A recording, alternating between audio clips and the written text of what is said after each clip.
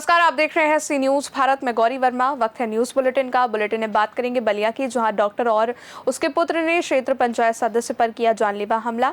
आगे बात होगी हमीरपुर की, जहां परिवार न्यायालय की पीठासीन अधिकारी के स्थानांतरित होने पर झूमे वकील। आगे बात करेंगे मैनपुरी की, जहां भाजपा प्रत्याशी बनने के बाद पहली बार जिले में पहुंचे जयवीर सिंह।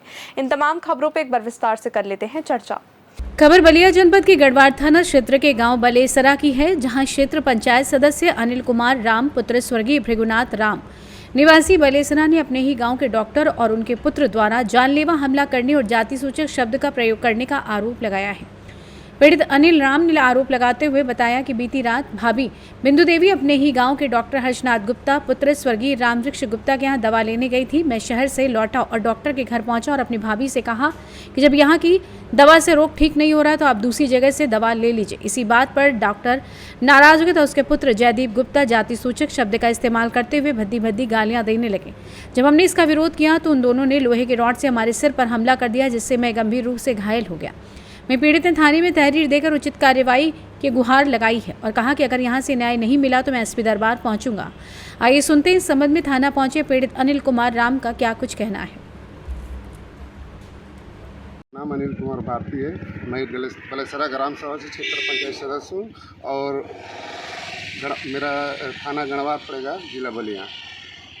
सर, कल हम शाम को करीब 8 बजे करीब हमारी भाभी जो कि हर्षनाथ गुप्ता है, उनके दुकान है मेडिकल डॉक्टरी, वहाँ गई थी दवा लेने के लिए। तो उसी समय हम बलिया से जा रहे थे, तो हम जाकर भाभी को अपने बोल रहे थे कि ये बताइए कि जब दो बार दवा लेकर तुम चली गई हो तो जब ठीक नहीं हो रही तो दूसरे डॉक्टर से तुम दिखा लो, हैं क्या ज़रूरत है यहाँ पे।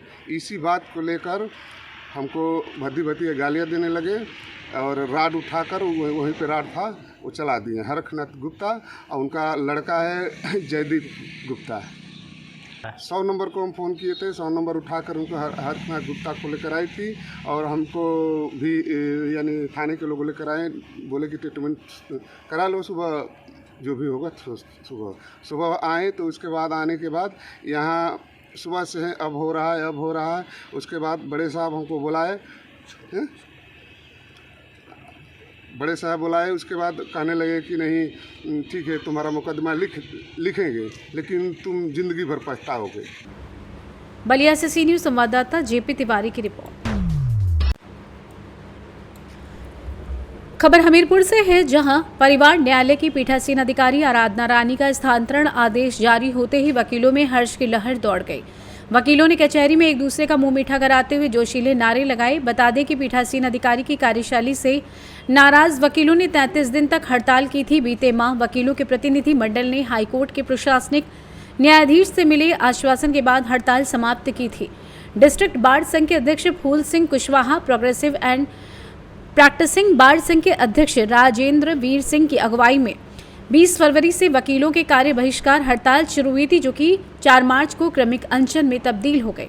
बता दें कि प्रतिदिन 5 वकीलों का प्रतिनिधि मंडल क्रमिक अनशन में बैठता रहा। इस हड़ताल को प्रदेश के अन्य बार संघों से भी समर्थन मिला था। वकीलों का आरोप था कि पीठासीन अधिकारी ने बगैर किसी सुनवाई के 200 से अधिक परिवार खारिज किए हैं। कोर्ट रूम में वकीलों के साथ अभद्रता करना और उन्हें जेल भेजने की धमकी देना आम हो चुका था। मुवक्किलों के सामने ही कई बार वकीलों के साथ अभद्रता भी की गई थी। बार संघ के महामंत्री देवी प्रसाद शुक्ल ने बताया कि पिछले दिनों हाईकोर्ट के प्रशासनिक न्यायाधीश ने अप्रैल माह के प्रथम सप्ताह तक पीठासीन अधिकारी के स्थानांतरण को आश्वासन दिया था, जिसके बाद हड़ताल समाप्त कर दी गई थी। लेकिन वकीलों ने परिवार न्यायालय का बहिष्कार जारी रखा था। 1 सप्ताह गुजरने के बाद भी स्थानांतरण संबंधी कोई आदेश जारी न होने से वकीलों में बेचैनी थी। जैसे ही स्थानांतरण का आदेश जारी हुआ, वकीलों में हर्ष की लहर दौड़ गई। आइए जानते हैं इस विषय में महामंत्री देवी प्रसाद शुक्ला हमीरपुर न्यायालय ने क्या कुछ कहा। हमारा ये है कि हम लोगों ने 33 दिन आंदोलन किया आराधना रानी के विरोध में, जो परिवार न्यायालय के न्यायाधीश हैं, उनको हटाए जाने के संबंध में। और इसके बाद हम लोग एजे साहब के यहाँ मिले, हाईकोर्ट गए। उन्होंने हमको आश्वासन दिया था कि अप्रैल के पहले सप्ताह तक इनका स्थानांतरण कर दिया जाएगा। और आज उनकी लिस्ट आ गई है, उनका यहाँ से स्थानांतरण बस्ती के लिए हो गया। इसलिए हम लोग बहुत खुश हैं और हमारी मांग पूरी हुई। इसमें हम हाईकोर्ट को भी धन्यवाद देते हैं कि उन्होंने हमारी मांग को पूरा किया। हमीरपुर से सी न्यूज संवाददाता जितेंद्र कुमार पंडित की रिपोर्ट। खबर मैनपुरी से, जहां भाजपा प्रत्याशी जयवीर सिंह पहुंचे। प्रथम बार भाजपा प्रत्याशी के तौर पर मैनपुरी आगमन पर भारी भीड़ और लोगों के उत्साह को देखकर जयवीर सिंह खुश नजर आए। इस दौरान डिंपल यादव की जीत को लेकर जयवीर सिंह ने कहा कि कभी भी डिंपल जी दूसरा चुनाव नहीं जीती हैं और इस बार भी यही होगा। वहीं राहुल गांधी की बेरोजगारी, महंगाई और महिला सुरक्षा पर सवाल उठाए जाने को लेकर जयवीर सिंह ने कहा कि आज पूरे देश में मोदी जी की गारंटी पर विश्वास है, योगी जी के कामों पर विश्वास है। देश की जनता, प्रदेश की जनता और मैनपुरी की जनता भारतीय जनता पार्टी पर विश्वास कर रही है। समाजवादी पार्टी प्रत्याशी डिंपल यादव को चुनौती के तौर पर देखते हुए जयवीर सिंह ने आगे क्या कुछ कहा, आप भी सुनिए। यही लोगों का उत्साह, जोश और ऊर्जा, यही चुनाव का आधार है। पूरे लोकसभा का प्रतिनिधित्व दिखाई पड़ रहा है कि जो जोश कार्यकर्ता में है, यही मैनपुरी का परिवर्तन लाएगा, यही कमल खिलाएगा, यही भगवा लहराएगा। इस बार परिवर्तन सुनिश्चित है। मैनपुरी समाजवादियों का गढ़ कहा जाता है, इस बार गढ़ ध्वस्त होगा, भगवा लहराएगा, इस बार कमल खिलेगा। अगर पुराना राजनीतिक इतिहास देखा जाए तो डिंपल यादव जब भी दूसरा चुनाव लड़ी है हारी, और जब भी आप पहला चुनाव करते तो रिकॉर्ड मतों से जीत होती है। तो क्या इस बार यही ट्रैक काम करेगा और यही ट्रैक रहेगा। कभी भी डिंपल जी दूसरा चुनाव नहीं जीती है, इस बार भी यही होगा। डिंपल यादव ने कहा भारत महिलाओं को सुरक्षित नहीं है, क्या नहीं? देखिए, मैं समझता हूँ कि डिंपल जी को थोड़ा सा याद कर लेना चाहिए, अपने पतिदेव के कार्यकाल का याद आ जाना चाहिए 12 से 17 में, जहाँ 12 से 17 के बीच में गुंडई, अराजकता, महिला उत्पीड़न, जमीनों पे कब्जे, चौथ वसूली, फिरौती, छिनैती जो पिटा वही जेल गया। तो ये दंत 12 से 17 तक सबसे ज्यादा अगर किसी ने झेला है तो मैनपुरी है। तो ये मैनपुरी की जनता इस बार जवाब देगी। और मैं समझता हूँ कि घोषणा पत्र की बजाय अखिलेश जी को एक पत्र जारी करना चाहिए था अपना, हमने जो गलतियां 12-17 बीच की हैं उनकी पुनरावृत्ति नहीं होने देंगे। अगर सत्ता उत्तर प्रदेश की देती है तो अच्छा रहता। राहुल गांधी कह रहे हैं कि किसानों को MSP मिलना चाहिए और युवाओं को रोजगार, महिलाओं को बेरोजगारी भी दूर करना चाहिए, लेकिन भारतीय जनता पार्टी इस पर बिल्कुल ध्यान नहीं। आज पूरे देश में आदरणीय मोदी जी की गारंटी पर गारंटी की मानते हुए विश्वास है। मैनपुरी से सी न्यूज संवाददाता कुलदीप दीक्षित की रिपोर्ट। खबर मोतिहारी से, जहां राष्ट्रीय जनता दल अति पिछड़ा प्रकोष्ठ के पूर्व जिला अध्यक्ष शिवलाल सहनी के नेतृत्व में काफी संख्या में कार्यकर्ताओं ने बीजेपी का दामन थामा और पीएम मोदी में आस्था व्यक्त की। इस मौके पर बीजेपी सांसद सह पूर्वी चंपारण लोकसभा क्षेत्र के प्रत्याशी राधा मोहन सिंह ने राष्ट्रीय जनता दल से आई सभी नेताओं और कार्यकर्ताओं को पार्टी की सदस्यता दिलाई। बता दें कि भाजपा जिला कार्यालय में कार्यक्रम आयोजित किया गया था, जहां शिवलाल सहनी के नेतृत्व में काफी संख्या में कार्यकर्ताओं ने बीजेपी का दामन थामा। वहीं सदस्यता ग्रहण कराने के बाद बीजेपी सांसद सह पूर्वी चंपारण लोकसभा क्षेत्र के प्रत्याशी राधा मोहन सिंह ने समारोह को संबोधित करते हुए क्या कुछ कहा, आप भी सुनिए। मोदी जी की गारंटी देश में और पूर्वी चंपारण में राधा मोहन सिंह जी की गारंटी को लेकर और सनातनी धर्म को बचाने के लिए और अति पिछड़ों के मान सम्मान को बचाने के लिए, दलित पिछड़ों के मान सम्मान और अधिकार को बचाने के लिए आज हमारी तमाम साथी जो है, जो पूर्व में अति पिछड़ा प्रकोष्ठ राजद के पदाधिकारी का यहाँ पर किया, मेरे साथ तमाम सैकड़ों साथी जो है, जो पदाधिकारी रहे हैं राष्ट्रीय जनता दल अति पिछड़ा प्रकोष्ठ को, उस सभी साथी जो है आज मोदी जी के विचारधारा को कबूल करते हुए और इस देश में एक अपनी कृषि मंत्री रहते हुए पहचान बनाने वाले श्री राधा मोहन सिंह जी के नेतृत्व में हम सभी आप भारतीय जनता पार्टी का सदस्य ग्रहण करने का मैं जरूर बताना चाहूँगा। इंडिया गठबंधन के लोग जो है पूरे देश में सनातन धर्म को जिस प्रकार से शक्ति की देवी माँ दुर्गा को अपमानित करने का काम किया है, वो आप सभी से छुपा नहीं है। लेकिन इंडिया गठबंधन के लोग, खासकर हमारे राष्ट्रीय जनता दल के लोग, केवल मंच से जो है अति पिछड़ों की बात बोलता है, केवल मंच से ही दलित समाज की पिछड़ों की बात करता है कि मैं उनके लिए बहुत कुछ करूंगा। जो आरजेडी का जिला का इकाई था, उसके जो सम्मानीय अध्यक्ष शिवलाल सहनी जी और तमाम साथी जो बड़ी संख्या में यहाँ उपस्थित हैं, भारतीय जनता पार्टी में आए हैं, मैं आप सबका स्वागत करता हूं, अभिनंदन करता हूं। मित्रों,